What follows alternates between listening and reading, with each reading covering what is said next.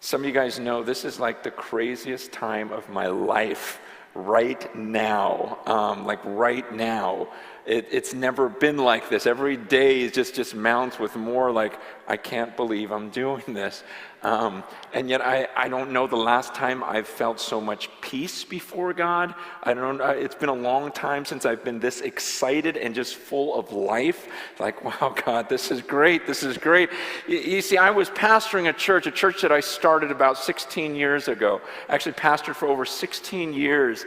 And about 4 months ago, my wife and I just both felt like the Spirit is leading us on to something different. And we didn't know what exactly. We just both were just confirming, no, it's time to go. There's something else. There are plenty of people to take care of this church here, and there are plenty of other places that no one wants to go. And so why wouldn't we go? I mean, it just as from a pragmatic perspective, okay, if you got all these shepherds in this one little city where everyone would love to get a job and everyone would love to raise their family, and then you've got millions of people in other places where no one wants to go. Doesn't it make sense that you would go? Especially when everything's taken care of and you go, you know what, it's going to be okay, it'll be fine. I'm sure some people leave and go to another church. Big deal. It's time to go on. And so we left about 4 months ago, not sure where the Lord was going to lead us. And next Saturday, we leave for Asia. And as a family, I've got 4 kids, my wife and 4 kids, and we head for Asia. We're just going to go all over the place there. I want to learn from just these church movements I hear about there. I also want to encourage some of the widows and orphans who have had their dads martyred because of their faith in Jesus. I think those should be our heroes. Not singers, speakers, whatever, but these wives and these kids who watched their dads murdered because they believed in Jesus Christ. And I just want to go and I just want to love on them. I just want to give them everything I can, because those are the people on the earth that we should treat like kings.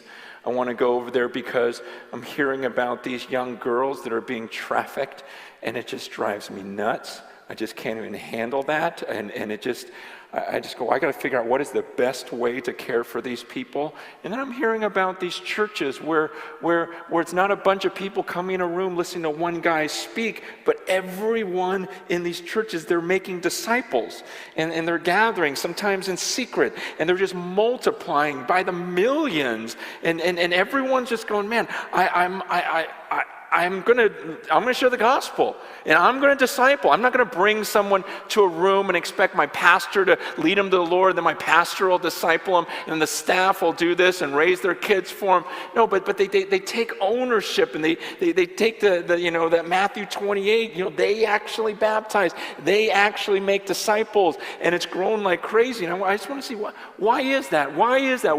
What's going on? I want to meet with these people, understand them. Why are we closing so many churches' doors in America every week? Why are these churches dying? In other places it's flourishing.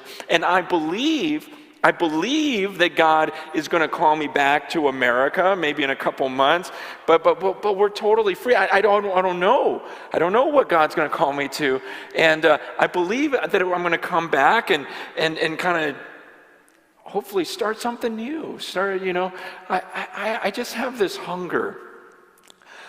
I don't know if you ever have this desire. And listen, I'm not knocking big churches. I'm pastor of a big church. All my friends are pastors of big churches. I like big church. I cannot lie. It's this thing, though, where sometimes I just want to get away from everything, and I just want to grab like a handful of people and just say, come over to my house and let's just pray like crazy, like pray like they did in the New Testament, and really believe like supernatural, amazing things could happen just from our prayers. And let's just go out and let's just start sharing with people, and let's just try to make disciples, and every week come back and tell me, what do you do this week? What happened there? Tell me about it. What have you been learning in God's words? Encourage me. Tell me how your God has come through, and let's just share stories of victory, and let's just spread this thing, and just a more simple, raw form, something more that I see in Scripture. I believe that the future of our country, I don't know if we'll be able to do this. ridiculous, and it's like, okay, are we ready for that? And I just believe that that's what God is maybe teaching me and having me go there, but I don't know. I could go there, I couldn't, because a few weeks ago, my wife goes, honey, if we're sure we're not supposed to be in Simi Valley any longer, why don't we sell the house? I said, before we go to Asia? She goes, yeah. And I go, and then we won't have a home to come home to? Like, we won't have a home, period? She goes, yeah. I go, man, if you're cool with that, I'm totally cool with that. I thought you'd be like, oh, I want a house, but you're, and so we just sold our house. And so I'm going home, tomorrow, no, not tomorrow, I'm doing something else. And then Monday, and packing up the house, and we leave in a week. And so if we're in a certain country in Asia and we just feel like God wants us there, we'll just stay there. And it's just such an amazing feeling. Doesn't it just sound fun? I mean, so it's my wife and I and our 4 kids. It's just, okay, God, because all my life I'll say, God, I'll go anywhere, but I always have obligations somewhere. And now it's like, wow, I have nowhere. And God, I can just go anywhere. Where's your Spirit leading me? And I want to be surrendered to say, okay, even though this is the worst place I've ever seen, but okay, I'll go, I'll stay, God, because you're calling me here. And I'm just so excited. I'm so excited, by God's grace to have a wife like that, that just lives by faith, to have kids that are excited about it. My oldest is a 14-year-old girl, that's scary. Just 14-year-old girl is scary. But then to say, hey, here's what we're going to do, and for her to be like my biggest, support and encouragement, it's just, you just go, this is ridiculous. This is amazing, God. What an exciting time in life. But my wife made a great comment just maybe a week or 2 ago. She goes, ever since we made this decision, she goes, I read in the Bible and it seems very normal. Like, I look at what we're doing, I'm going, well, that's really not that big a deal. She goes, but all my friends think I'm crazy. All my friends are saying things like, oh, I could never do that, or, that's irresponsible, this or that. And she goes, but why is it? She goes, am I missing it? She goes, when I read this book, it seems like that's normal. So why does everyone think it's so weird? And it was so good, and I was like, honey, you're right, because whenever I think biblically, just biblically, when I just look at the Bible, when I look at the New Testament, man, I'm with you, honey. I'm just going, yeah, of course. And that's lame. That's not even a step of faith what we're doing. But whenever I take my eyes off of this book and I just think like an average American, yeah, it's crazy.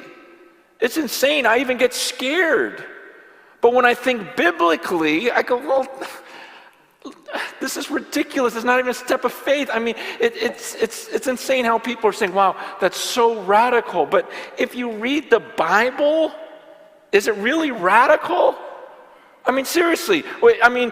Here's what I was thinking. I mean, if you put my life into the book of Acts. Okay, so you're reading Acts 7.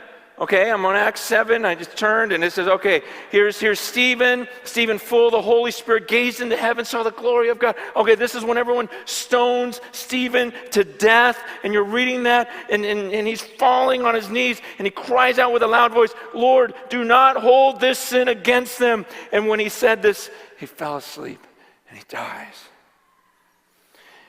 And then there was a man named Francis, a Chinese man who went to Asia.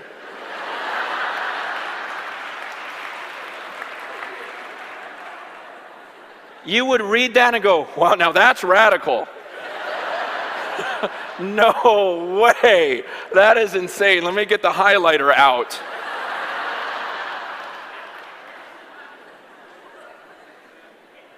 You guys, are you getting a glimpse of what I'm talking about? Like, what I want at the end of my life, I want my life to fit in this book. I don't want to, see, that would be weird to put my life in the book of Acts. We're kind of confused with what's weird and what's normal biblically. We're not thinking with biblical mindsets. And we're not really thinking, gosh, does your life fit in here? Who is the weird one? Who is the strange one?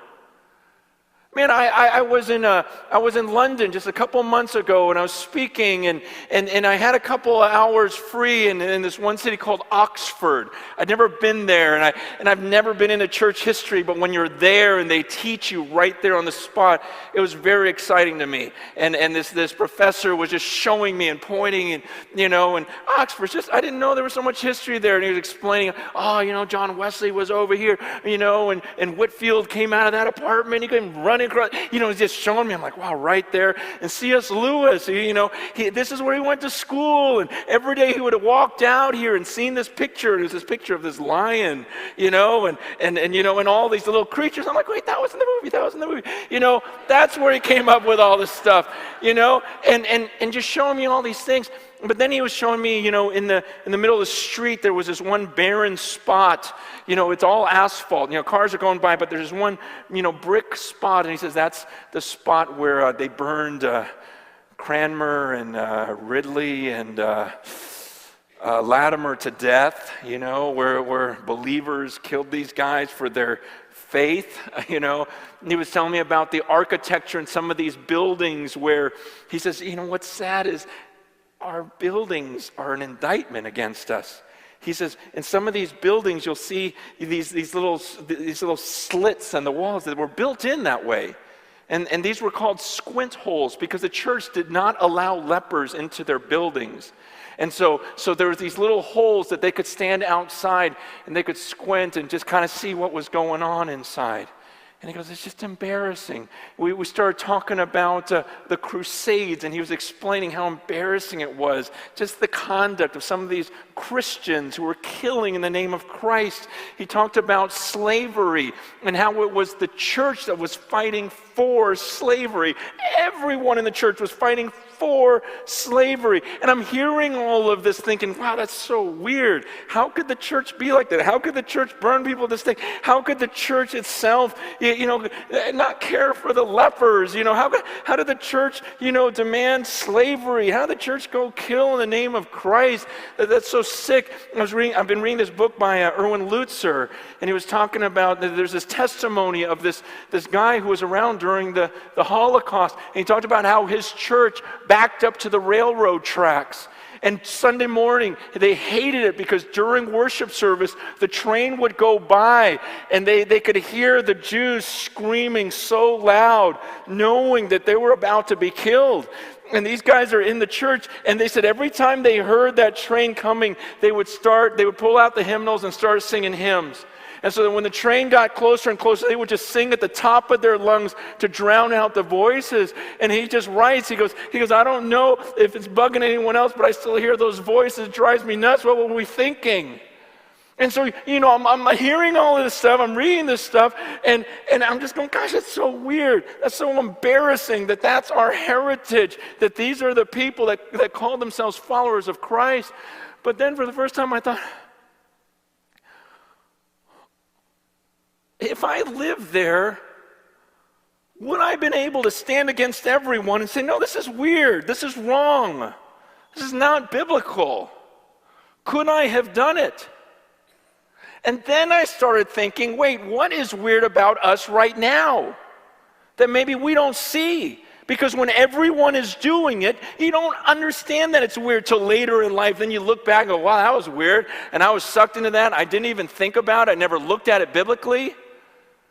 But it made me look back and go, okay, what's going to be weird about my generation and growing up in California in the church for the last 20, 30 years? 50 years from now, if they look back at that generation, what will be weird biblically?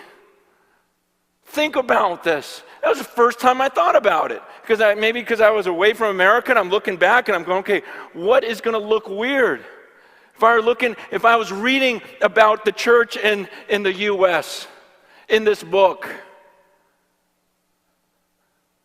and I read about a church, think about a church where you go, wow, in this country during this time, man, people would go from church to church based upon a speaker and his style of teaching. And that people would leave because of music and the style of music, or they sang too long. Or people would leave because of service times, or they'd get in a fight with one person and go to another place, and this place had better childcare, this place had a bowling alley, this place, you just, seriously, if you read that, wouldn't you go, that is so weird. That is so strange. And these people would sing and make, all sorts of money through their books and through their songs and everything else. Meanwhile, there's people that are dying right down the street. Meanwhile, people are starving to death. Meanwhile, people are just looking for clean water. Kids getting raped, everything else. You would read and you go, well, that's really weird, that group of people back then. And so I'm just looking at it and going, man, I don't want to fool myself. I think if I read about people who are consumed with their retirement, what if we read about the Christians during Nazi Germany? And everyone's like, well, I'm worried about my retirement. Really? That's what they were thinking about? You'd go, what a bunch of idiots. And I'm just looking at my life. Like I said, with Keith and everything, I don't want to fool myself. I don't want to just go with the flow. And I can make excuses for everything. I can justify anything. I've been to seminary. Seriously. I know how to make the Bible say something and say whatever I want it to say. But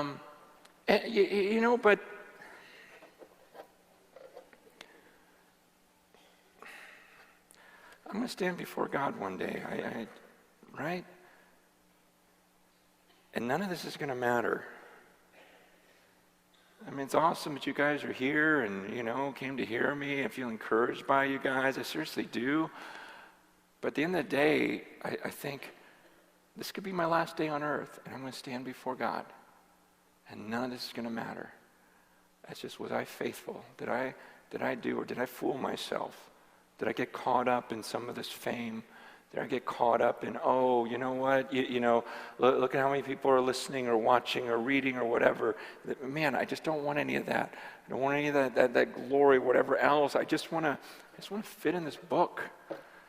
And I know I've fooled myself in the past. And I know I've done weird things that don't make any sense.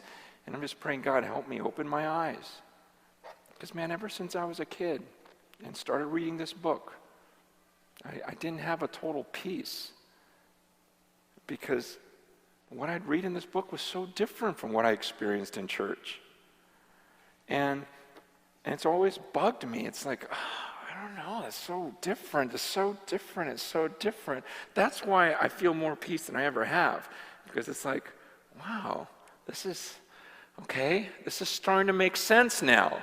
And now, okay, I think we're on a right trajectory now. Now I think, okay, I think I might fit here pretty soon. I think I'm going to start walking like Jesus. I'm start caring for the poor. And it's weird that the hard thing is, you guys know with Twitters and blogs and Facebook and all this social networking and everyone just talking. Every once in a while, I try not to look at anything, because I'll either get a big head or want to kill myself. And so I just I don't want to hear what anyone's saying. But every once in a while, accidentally, someone will go, hey, did you hear about this? I'm like, oh, no, don't. Okay, tell me. Okay, where is it? I'll look. And you start reading all the comments, and I check my heart on this. I don't really care. I know all sorts of things are said about me, good or bad, and whatever. And that's not why I'm about to say what I'm about to say.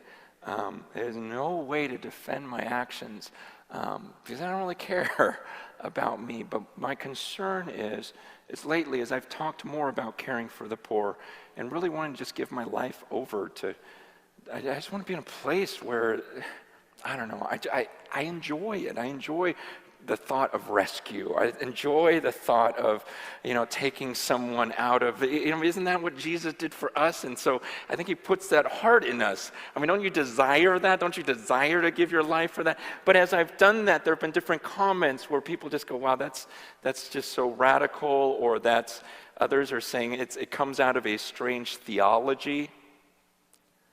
Strange theology? See, and the reason why I want to address this is because if you buy into that, the moment you can write off any of my giving, any of my actions, any of my concern for the poor, and say, oh, that's a weird theology, then suddenly you don't have to deal with it. And suddenly it's not exemplary in any way.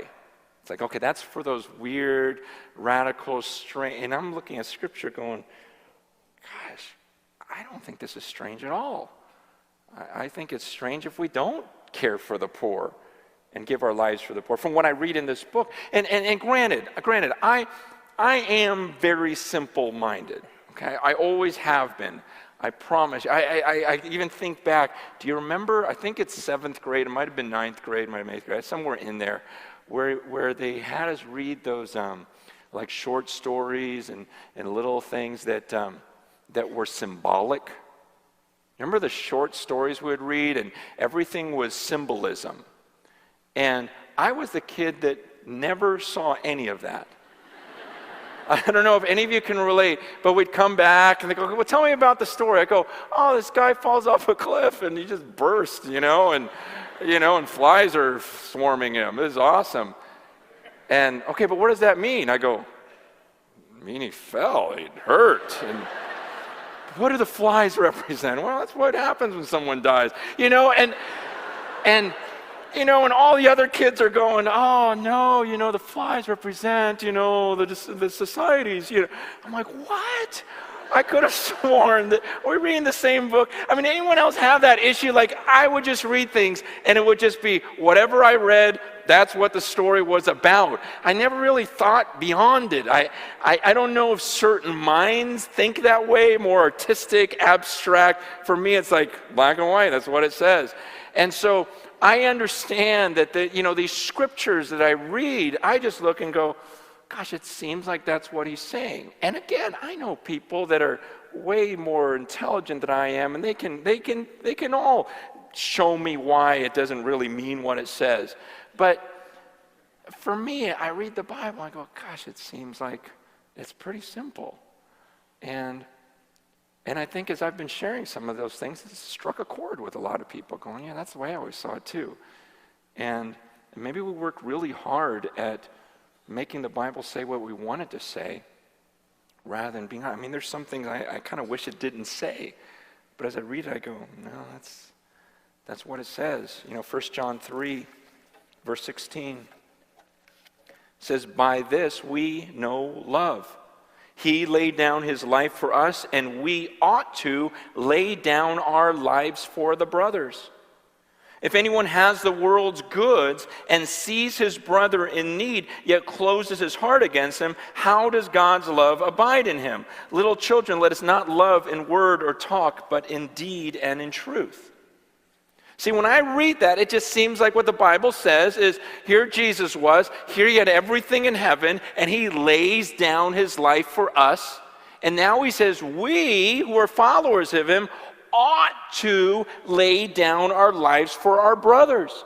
In fact, he says, if you have the world's goods and you see people who are in need and you close your resources off to this person, he asks the question, how in the world could the love of Christ be in you? Because the love of Christ is you let go. You don't consider equality with God something to be held on to. You don't consider all your stuff, money, things you hold on to. You lay it down. You ought to just lay it down just like Jesus laid it down. He goes, in fact, if you don't lay it down, he goes, how in the world could the love of Christ be in you? See, I read that and I go, okay, it seems like what he's saying is that's a natural thing for us as believers. When the Spirit comes into us, we have this heart. So I don't think it's a weird theology. I just go, well, that kind of squares. When I read Ezekiel chapter 16, verse 49, it's somewhat terrifying. It says, behold, this was the guilt of your sister Sodom. What was the guilt of Sodom? It says, she and her daughters had pride, excess of food, and prosperous ease, but did not aid the poor and needy. It says, here's the sin of Sodom. The sin of Sodom is that they were arrogant and they had this excess of food, prosperous ease, and they didn't care for the poor and the needy. That's their sin. You know, there are millions of people on the earth that have no concept of the word leftovers. Do you know how many millions of people would be shocked at a society that's consumed with weight loss? Like that's just so foreign to them. They're just going, what are you talking about? That's what you guys are consumed with? Like you throw food away? You know, in Jeremiah 22, verse 16, it says, he judged the cause of the poor and needy. Then it was well. Is not this to know me, declares the Lord? He says, isn't this what it means to know me? God said, this is what he equates to knowing him. It's when you care for the poor and the needy.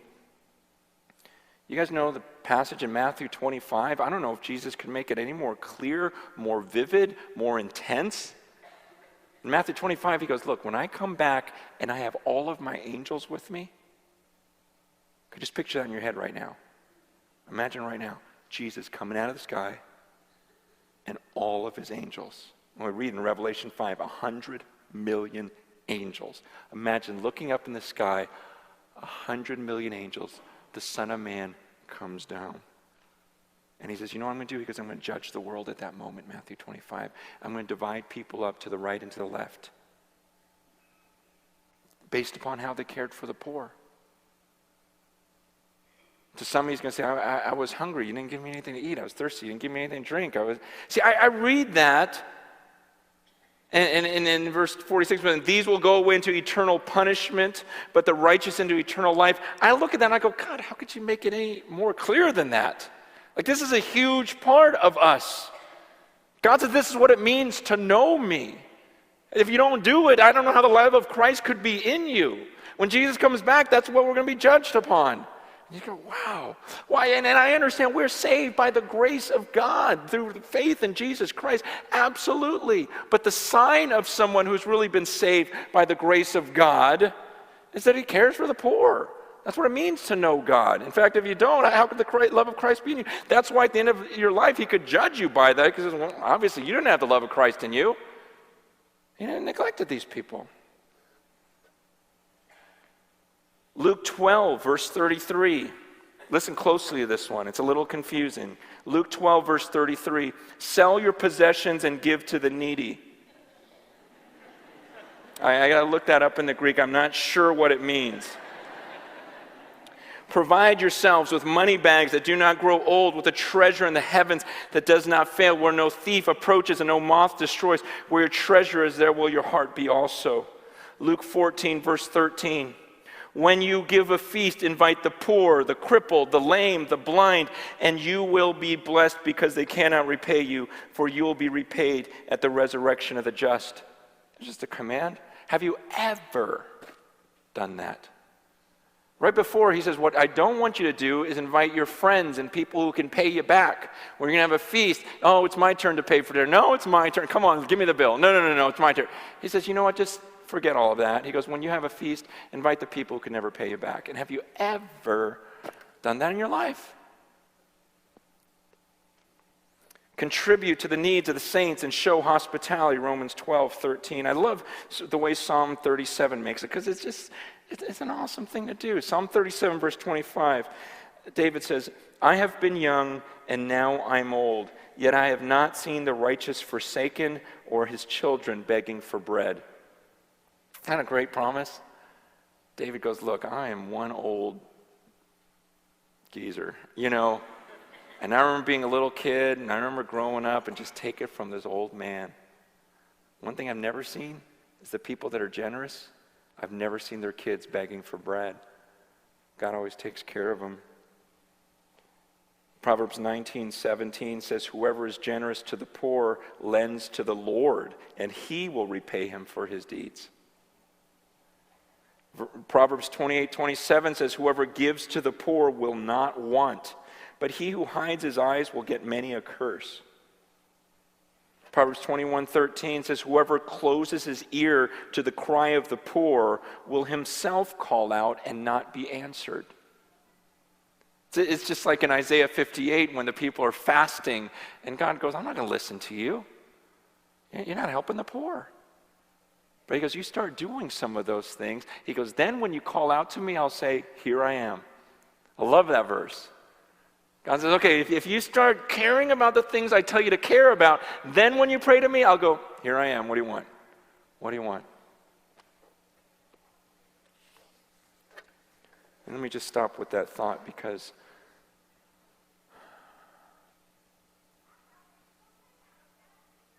sometimes I feel like that blind man. Someone close that door. They're all yelling in Chinese or something. Is it? Are they speaking another language? I'm like so ADD, so everything like draws my attention. I love it, but they're fighting. Thank you. Do you guys get that way? Or you just can't focus? It's just something. What was I talking about?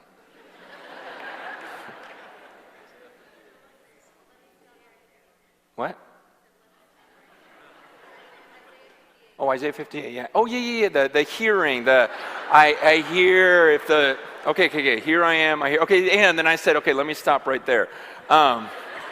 Because, okay, here's why, there was a point there. If I don't hurry, I'm going to forget it. Just give me a second. Okay. Okay. Sometimes I feel like that guy in John chapter 9. Remember in John chapter 9 when the guy is blind and Jesus heals him? And the religious authorities bring him up before him. They go, you tell us who healed you? And how did he do it? Wait, no, tell us again. Okay, so you were born blind. You've been blind for all these years. Your parents can attest to it. Okay, now how? And this guy's going, look, I don't know. Look, I don't know how to answer your question. I don't know what you're asking. Because all I know is I was blind. This guy came along, and I see you now. It's like, what more do you want? And I love that passage because this guy's just like, it's just very simple to me. This guy came along and he just changed my whole life. I've been in darkness forever and he just radically changed me. And why I say that passage is just really important to me right now is I know there's some of you in this room that if we got in a debate about whatever theologically, you'd win. Whether you're right or wrong, you would win. You're just more intelligent than I am. Okay? Some of you just are. You're better debaters, whatever. I don't claim to be the greatest, mind on the planet. But sometimes I just feel like that blind man where I go, look, all I know is all these verses about caring for the poor and God rewarding and caring for you and looking after you and listening to your prayers. I swear to you, man, ever since God put in my heart to really care about people who are in need, it's like all my prayers are just like supernaturally answered. Like he hears me like never before. I'm living like a miracle right now. I'm looking at my life and I'm just going, God, are you kidding me? Are you kidding me right now? I mean, there's times where my wife and I will just talk and we'll just start crying, going, why is God so good to us? Why does he answer this? Why does he do that? Jeremiah 9 talks about how, man, if you're going to boast, don't boast about your wisdom, your might, your riches, but boast that you know me. And that's all I want to say is it's like, I can't answer all your questions. There's so many things I don't understand. One thing I do understand is when we pour our lives out for people, it's like God really listens. My life is a miracle. I was a mess. Man, I've done so many offensive things in my life. And I don't know how to explain it all. I just know that at a moment in time, God came into my life. And I understood the grace of God. I understood that everything I ever did was going to be forgiven. And then he rescued me. And then there were more and more moments of clarity where I finally understood, wait, he loves me like his own kid. Like right now, God looks down at me right now, and he goes, I love him. Like God, the one who's letting us all breathe, the God who made everything, I mean, the only one who matters. He's crazy about me, and he rescued me. And so as I just go, man, I want to be like that. I want to go. I want to rescue. I want to be like you. I want to care. I want to pour. I would love to just pour everything out to other people. So at the end of my life, I've just got nothing. I'm just worn out. I'm like, blah, here's everything. Just like you did, just like you did. And then just like you were raised up to the right hand of God, that somehow I'd sit on that throne with you. It's like, that's very attractive to me. Does that mean my flesh doesn't? Of course my flesh fights against it at times, but ultimately I want to be like Jesus. I want to end it that way, and I don't want to fool myself. Can I justify and find people to say, oh, it's okay to buy this, it's okay to have all these things? Sure, you can find it. You can find it if you work hard enough, but at the end of your life, don't you want to look like Jesus? And isn't he more than a savior? He's a role model. He's the one we want to be like. Anyone who claims to know him should walk as Jesus walked.